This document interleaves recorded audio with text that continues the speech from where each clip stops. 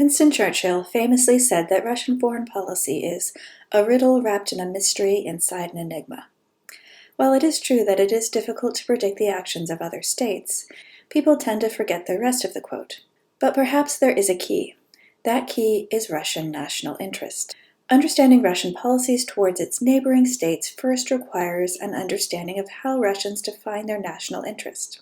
I can't offer you a definitive answer as to what drives foreign policy, but in this video I will outline 3 schools of thought on Russian foreign policy and how they've interacted since the Cold War. Russian foreign policy is obviously a topic that deserves a course of its own. We're touching just on the broad points here this week in class. So Andrei Tsygankov describes the 3 schools of thought in Russian foreign policy as being Westernizers, statists, and civilizationists. Westernizers focus on integration or strategic partnership with Europe. This was Russia's dominant foreign policy orientation in the immediate aftermath of the Cold War. During the first few years of Boris Yeltsin's administration, reformers such as Yegor Gaidar and Andrei Kozyrov saw Russia as an integral part of Western civilization and argued that Russia should take the opportunity to become a normal Western country, including by seeking membership in international organizations like NATO and the EU. This strategy met with little success, however, as Russia's economy declined despite IMF recommendations, and the EU and NATO expressed little interest in Russian membership. By the mid-1990s, statist and nationalist elements gained greater prominence in Russian foreign policy. I'd note, though, that although integration with Europe is no longer a dominant element of Russian foreign policy, neither is it completely absent. Particularly under Medvedev's presidency, Russia focused on improving bilateral relations with European nations and integrating Russia's energy markets with the West in particular. That said, statism currently dominates contemporary concepts of Russian foreign policy. Statists, exemplified by Yevgeny Primakov in the 1990s and Putin during his first 2 terms, emphasize the need for domestic political stability and security and defending Russia against threats to that security. This idea emphasizes sovereignty and power over liberal ideas or integration. Starting in the late 1990s, Russia began to re-emphasize its status as a great power and regional hegemon in Eurasia.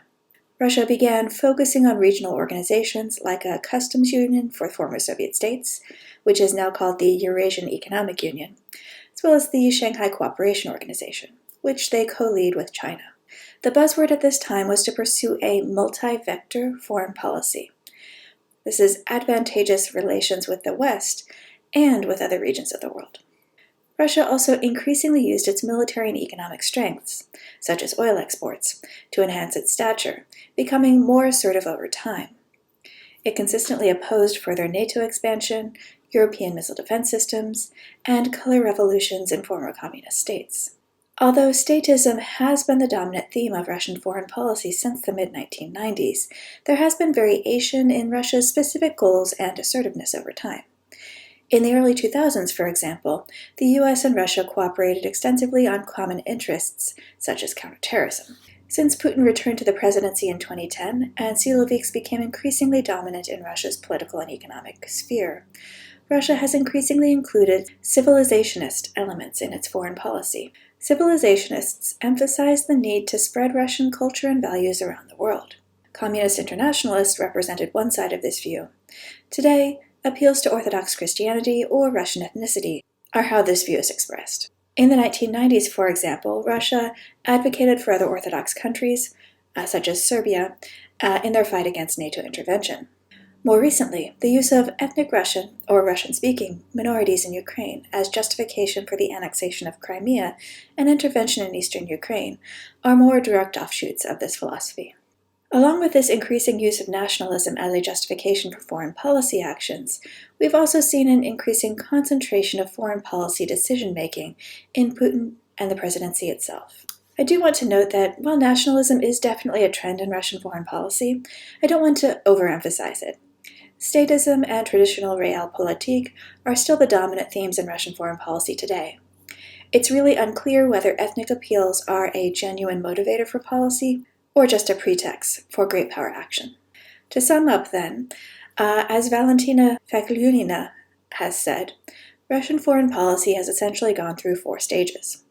First, seeking integration with the West in the early 1990s, by seeking membership in international organizations. Second, balancing the West in the late 90s, primarily by opposing NATO intervention in the Balkans. Third, competing with the West in the 2000s, primarily by enhancing Russian leverage in the international system through oil deals and pipelines. And finally, challenging the West from 2012 to today by reinvesting in Russia's security apparatus and intervening in Ukraine, Syria, and elsewhere to actively assert Russian power.